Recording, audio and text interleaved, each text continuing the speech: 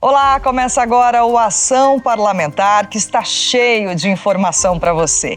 E em um dos assuntos de hoje, nós vamos apresentar os atuais desafios da mobilidade urbana e como a cidade pode construir um trânsito seguro, confortável e que, ao mesmo tempo, respeite o meio ambiente. E por falar em meio ambiente, um projeto de lei que tramita na Câmara propõe conceder desconto no valor do IPTU para moradores que contribuam com a arborização da cidade através do plantio de árvores. Vamos falar também sobre as comissões temporárias, criadas para analisar casos específicos por um tempo determinado. Tem ainda uma reportagem sobre Olivo Gomes, empresário que comandou a tecelagem Paraíba e fez história na cidade. Então fica com a gente, o Ação Parlamentar já está no ar.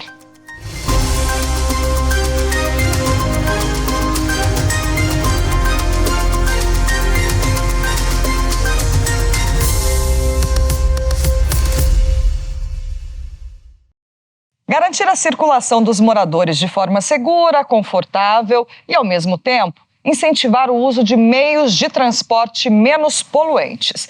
Esse é um dos maiores desafios das cidades quando o assunto é mobilidade urbana. E para alcançar o equilíbrio, são necessárias ações de infraestrutura, educação para o trânsito e respeito ao meio ambiente. Todo cidadão quer circular tranquilamente pelas vias públicas. Os motoristas contam com um trânsito eficaz.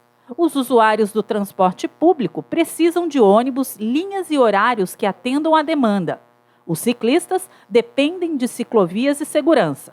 Os pedestres também não podem ser esquecidos e poder atravessar na faixa é um dos principais direitos. Todas essas demandas são importantes para um sistema de mobilidade bom para todos. O pessoal fala muito que é um ponto muito longe um do outro, né? O pessoal reclama, porque é daqui, o outro lá, perto lá embaixo, no Morumbi, né? Mas, para quem trabalha, é complicado, né? Eu acho uma cidade bem tranquila, né? Que como eu sou atleta, eu já morei em várias cidades, é uma cidade muito tranquila, o transporte bem seguro, ônibus com ar-condicionado, essas coisas. Eu gosto bastante e acho bem prático do que andar de carro, essas coisas. Segundo o Observatório Nacional de Segurança Viária, atualmente o Brasil ocupa a terceira posição no ranking de países com mais mortes no trânsito no mundo. São cerca de 30 mil vidas perdidas por ano. Segundo especialistas, existem alguns fatores que sinalizam o risco de acidentes, sendo possível identificá-los a tempo de acontecer o pior. A gente precisa começar a pensar nos problemas de comportamento, então o uso do celular durante o trânsito, o excesso de velocidade. Excesso de velocidade é um fator que está ali, influencia muito na gravidade dos acidentes, na ocorrência deles. E também a gente precisa pensar na questão da infraestrutura das cidades. Então, as condições de pavimento, as condições de calçadas para os pedestres, ciclovias, tudo isso influencia no cenário ali, no desempenho da segurança desse tipo de mobilidade e desses atores envolvidos. Para melhorar o trânsito, é preciso investir em infraestrutura. Aqui em São José, o poder público está investindo pouco mais de R$1 bilhão em obras que incluem duplicação de estradas e avenidas, o alargamento do anel viário, recapeamentos e construção de rampas de acessibilidade e lombadas. Segundo o Departamento de Obras Viárias da cidade, as melhorias vão trazer mais segurança e fluidez nas vias públicas. Mobilidade urbana ela sempre está vinculada a duas questões, segurança e fluidez. Todo mundo quer andar com o carro e ter a fluidez dele e chegar rápido no destino dele. Não querem sair dessa zona de conforto, mas ao mesmo tempo as pessoas que andam de bicicleta e querem andar de modos ativos ou de transporte público, ele quer ter a segurança em fazer isso. Então são os dois pilarzinhos aí que a gente tem que sempre estar antenado, né? Algumas melhorias já impactaram a vida da população e do meio ambiente, como a linha verde, que é um corredor de ônibus elétricos, e a ciclovia da GM, que interliga mais regiões. Ao todo, São José conta com cerca de 176 quilômetros de sistema cicloviário. E a expectativa é que a cidade ganhe mais 50 quilômetros de ciclovia até 2024. A Câmara Municipal recebe as demandas da população, cria e aprova diversas leis para melhorar a mobilidade urbana. Sim, a São José, eu acho que eu vejo o maior desafio dela é melhorar ainda mais o transporte público. O transporte público, ele já tem se colocado numa diferencial através da linha verde, mas ele vem ainda tentando ser o mais ainda, né? No Brasil hoje não existe um transporte público entre todas as suas linhas que sejam de transporte elétrico. Né? São José foi a primeira cidade do Brasil que já colocou o seu edital. Hoje o edital está ainda aí, tomara que dê tudo certo, para que a gente possa ser a primeira cidade do Brasil a colocar o transporte público 100% elétrico. Esse é o maior desafio, eu acho, de São José dos Campos, e que a gente tem investido muito aqui também, esforços na Câmara Municipal para que se concretize esse trabalho. E para o Poder Legislativo, uma das principais medidas para se evitar acidentes e garantir um sistema de mobilidade urbana eficaz é o investimento em ações de educação no trânsito. Acredito muito que São José dos Campos ainda não respeita o pedestre quando ele para atravessar na faixa de pedestre. Já solicitei há muitos anos, né, um trabalho de conscientização com agentes de trânsito na rua, né? Esse trabalho só funciona quando você tem um profissional ali para mostrar para o motorista que ele tem que parar, respeitar o pedestre e vice-versa. A Secretaria de Mobilidade, né, tem o Maio Amarelo, né, de educação do trânsito, até uma lei de nossa autoria, juntamente com a ex-vereadora Renata Paiva, e a gente vê muitos trabalhos feitos em escolas, né, campanhas educativas no trânsito. Isso todo ano tem que sempre aumentar um volume maior de alcançar tanto as crianças, os jovens, como o próprio motorista, para que a gente tenha um trânsito seguro e um motorista educado. Situações pontuais que afetam a vida da comunidade são analisadas pela Câmara Municipal de diversas maneiras. Uma delas é através da comissão temporária, que pode, por exemplo, investigar e apurar se as regras de um contrato firmado com o poder público estão sendo respeitadas. A falta de abastecimento de água no município é um caso que motivou os vereadores a abrir uma comissão temporária. A finalidade é realizar uma abordagem mais detalhada e especializada sobre um determinado assunto. A falta de água constante para os moradores ou até mesmo a necessidade de um bairro ser regularizado para receber infraestrutura como asfalto e saneamento básico. Problemas recorrentes de uma cidade que passa pela fiscalização da Câmara Municipal. E para resolver e apurar esses temas, comissões temporárias podem ser criadas, a exemplo das 6, as comissões especiais de inquérito e as comissões de estudo. Na SEI da Sabesp, a falta de água foi um disparo para a gente criar uma SEI, para saber o que está acontecendo, quais são os problemas reais, ouvir a Sabesp, ouvir a Prefeitura, todos os entes que são responsáveis, a ANS. Então foi de um problema específico que estava corriqueiro, né, que estava acontecendo direto, surgiu a criação da SEI para a gente investigar melhor essa situação. A instituição de grupos de trabalho faz parte das atividades legislativas. Além das comissões temporárias, a Câmara de São José também possui comissões permanentes, que atuam em áreas temáticas como educação, saúde, meio ambiente e orçamento. Essas comissões são fixas, com os assuntos e estrutura definidos pelo regimento interno, diferente das comissões temporárias, que podem ter focos de atuação variados. As comissões temporárias mais recentes que funcionaram na Câmara foram a Comissão Especial de Inquérito para investigar o contrato da Sabesp com o município e a Comissão de Estudos sobre a regularização fundiária. Há alguns assuntos que não estão no bojo ali dessas comissões permanentes. E daí enseja que os vereadores criem comissões temporárias para fazer um estudo pontual de determinado tema. Por exemplo, nós, no primeiro ano de mandato, junto a outros vereadores, nós criamos a Comissão de Estudos de Regularização Fundiária, que eu tive o privilégio de ser o presidente. Já as comissões especiais possuem como instrumento de fiscalização o poder até mesmo de polícia, ou seja, ela pode convocar pessoas para prestarem depoimentos e aprofundar as investigações. Ouvir testemunhas, conduzir pessoas, trazer estudiosos que conheçam o tema, né? Chamar munícipes de eventuais localidades que tenham um papel importante naquela investigação. Então, assim, se eu tivesse que colocar, seja ela de estudo, seja ela investigativa, o principal foco é uma investigação para, ao final, no relatório, decidir o que vai fazer. Pelo regimento interno, todas as comissões de estudo ou inquérito têm um prazo determinado de 90 dias para concluir os trabalhos, podendo ser prorrogado por mais 30 dias. O objetivo é garantir que ela tenha eficiência no processo de estudos e apurações. De nada adianta também juntar um grupo de pessoas para fazer uma comissão especial, temporária, para determinar, organizar aquela circunstância e do nada ficar só conversando, ouve um, ouve outro, pede dilação de prazo e não houver resultado. Onde fica a eficiência do poder público nessa história?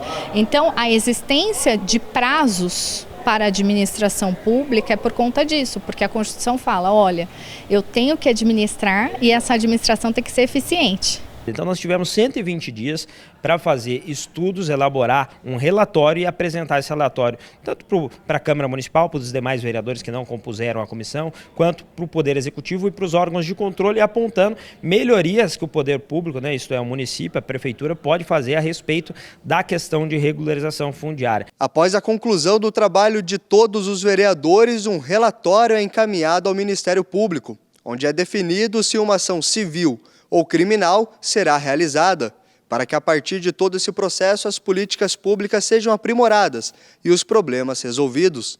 Então, a regularização fundiária, vamos verificar as condições das pessoas que estão ali, quais são as vias que eu posso abrir, quais os problemas ambientais. Veja, há uma transdisciplinariedade em que não é só meio ambiente, é meio ambiente, mais direito à moradia, que está no artigo 5º, mais os demais direitos à dignidade da pessoa humana, que está no artigo 1º, inciso 3º. Então, assim, eu preciso de um olhar melhor, mais focado, para que o resultado, seja ele um decreto, seja ele uma lei, seja mais próximo à realidade na política pública necessária. Tanto da Sabesp quanto da regularização fundiária, são problemas que nós temos aqui na cidade que precisa ser resolvido de fato, porque vai enrolando, entra governo, sai governo e aquilo ali, a população sofrendo com a situação. Então, a SEI, ela aponta mais cirúrgico, né? Faz um apontamento mais cirúrgico do problema e pede soluções e prazos até, né? Dependendo da situação, até prazos para que resolva aquela situação. E olha, depois do intervalo a gente vai mostrar um projeto de lei que propõe dar desconto no IPTU para quem plantar uma árvore em frente de casa. Até já!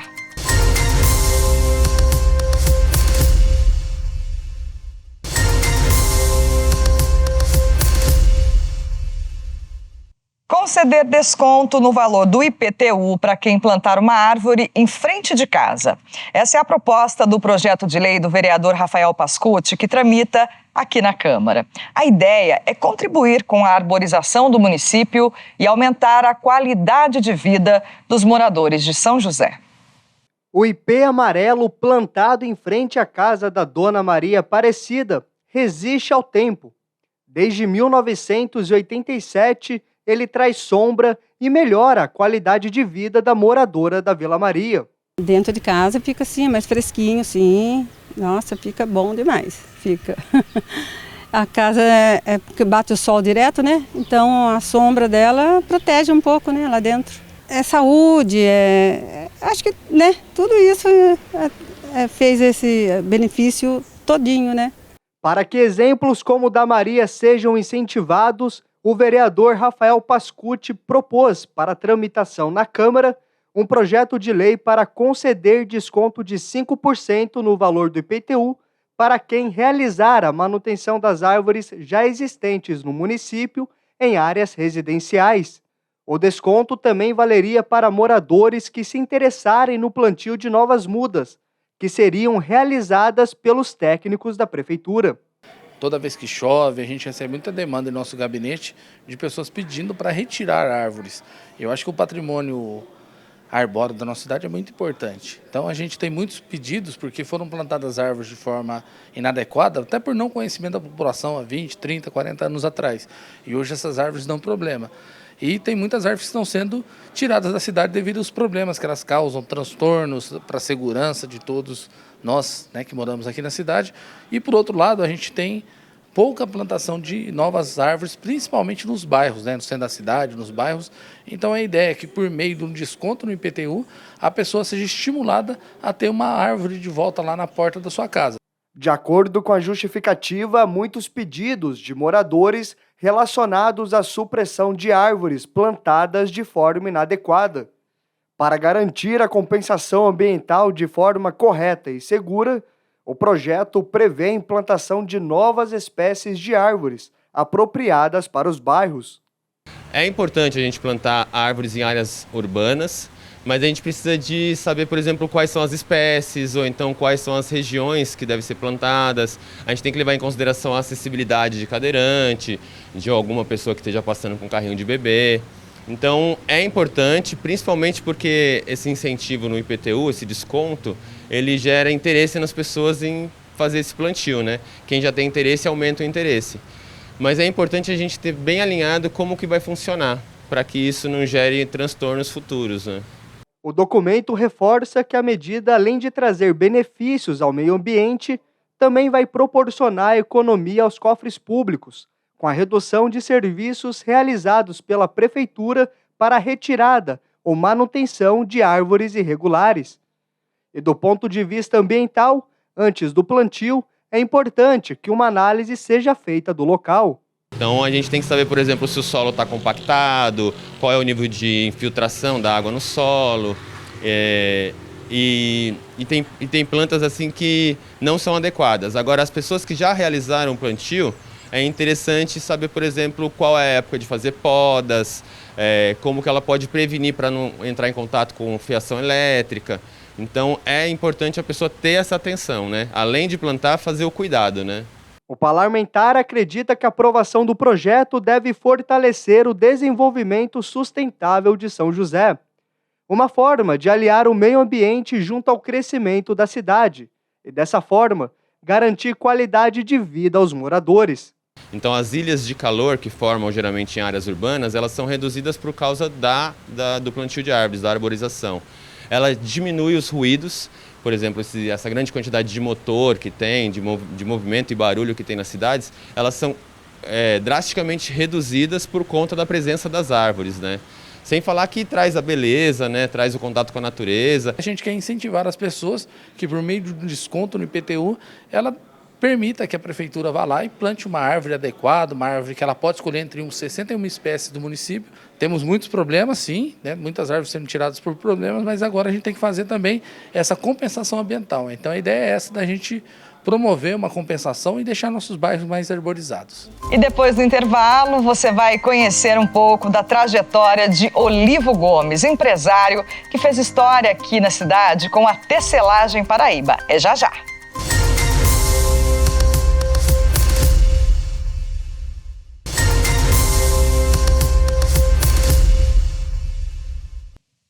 Voltamos com o Ação Parlamentar e a gente sempre destaca nesse último bloco do programa a trajetória de pessoas que ajudaram de alguma maneira a construir a história da cidade.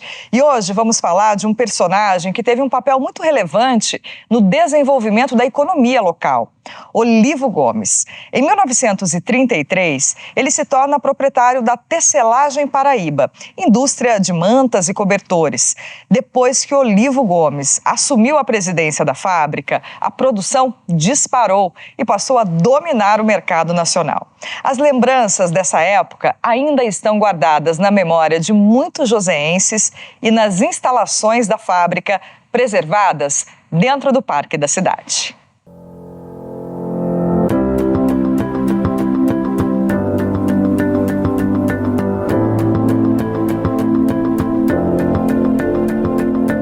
Quem passa pelo viaduto de transposição da linha férrea na Zona Norte, ao olhar para o lado, vai enxergar o parque da cidade com as palmeiras imperiais e um visual de se admirar.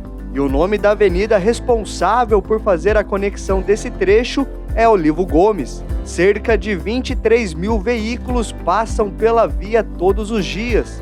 E tanto a avenida quanto a personalidade por trás do nome foram muito importantes para o desenvolvimento da cidade e de bairros da Zona Norte, como Santana. A Zona Norte, ela ficava completamente afastada, ela ficava do centro, ela ficava apartada do centro pela fazenda. Você tinha uma fazenda aqui até lá, Zona Norte aqui, o centro. Então, o prefeito Sobral, conversando, o Severo Gomes e o Clemente Gomes, eles entraram num acordo, as irmãs, vamos fazer uma doação para a cidade, e foi aí que foi feito. Agora, eu não sei a data exatamente desta avenida, porque tem a Rua Olivo Gomes e tem a Avenida Olivo Gomes, né? Nascido em Niterói, no Rio de Janeiro, em 1882, Olivo Gomes veio para São José no final da década de 1920. Por aqui, se casou, teve 5 filhos e foi o dono da Tecelagem Paraíba. Criada em 1930, a fábrica dominou o mercado de cobertores por quase 4 décadas. E ele viu a possibilidade, trabalhando na tecelagem, de transformar a tecelagem, que então fazia jeans, não era jeans, era sarja. Ela fazia uns tecidos de algodão. Ele viu a possibilidade de transformar isso em uma fábrica de cobertor. E propôs para o banco, falou, olha, eu quero comprar a fábrica, eu tomo conta da fábrica, mas eu compro a fábrica e pago tantas, não sei exatamente como foi, mas o banco achou ótimo. O que o banco ia fazer com uma fábrica de sarja em São José dos Campos, né? Então, foi assim que ele veio para São José. Primeira casa onde ele fica hoje é o Museu do Folclore, que era a casa da diretoria.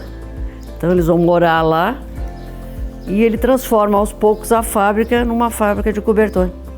Em São José dos Campos, a Tecelagem Paraíba teve um impacto positivo para a geração de empregos e desenvolvimento econômico do município. Mas além da parte financeira, Olivo carregava a preocupação social como um dos pilares da sua formação. Em uma época onde os direitos trabalhistas não existiam, eram oferecidos aos funcionários acesso à educação e tratamento médico. Ele tinha uma preocupação social muito, muito grande. Ele tem coisas muito interessantes, enfim, que ele escrevia, que ele dizia, né? Como frases que eram colocadas assim na fábrica por vários lugares, né? Por exemplo, o empregador, ele tem a responsabilidade social de devolver para o meio da onde ele tira, né? Ele tem a responsabilidade por aqueles que ajudam. Então, essa era um pensamento que era, na verdade, era uma ação. Uma outra ação de Olivo Gomes foi a criação de um supermercado para os funcionários da fábrica. O objetivo era oferecer alimentos mais baratos para quem não tinha poder de compra. Como reconhecimento, Olivo ganhou dos colaboradores essa escultura, chamada O Trabalho. Porque o mercado tinha todos os itens de supermercado, com certeza, como era para os funcionários, né? Ele vendia mais barato, ele não tinha ganho, o que atrapalhava provavelmente o comércio da cidade, que é onde lucrava. Eu sei que ele, quando viu que o incêndio foi um incêndio criminoso, ele prometeu para os funcionários que ele, em 72 horas, estaria abrindo um novo supermercado que eles poderiam comprar com o mesmo preço, teriam acesso àqueles produtos.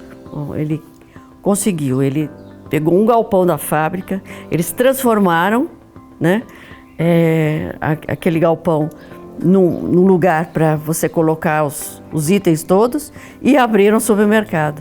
Olivo faleceu em 1957. Atualmente, onde era a tecelagem, está a Fundação Cultural. No terreno onde ele morava funciona o Museu do Folclore e a residência Olivo Gomes.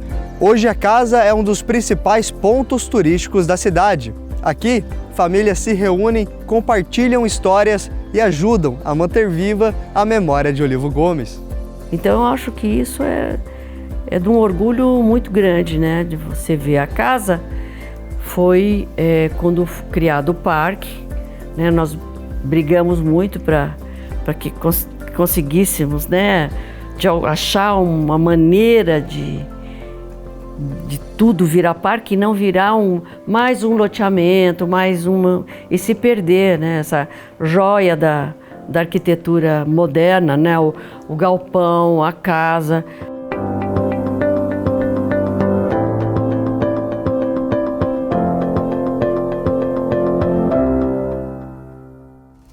Chegou ao fim o Ação Parlamentar, espero que você tenha aproveitado todas as informações e a programação completa da TV está no nosso canal do YouTube TV Câmara SJC. Até o próximo programa.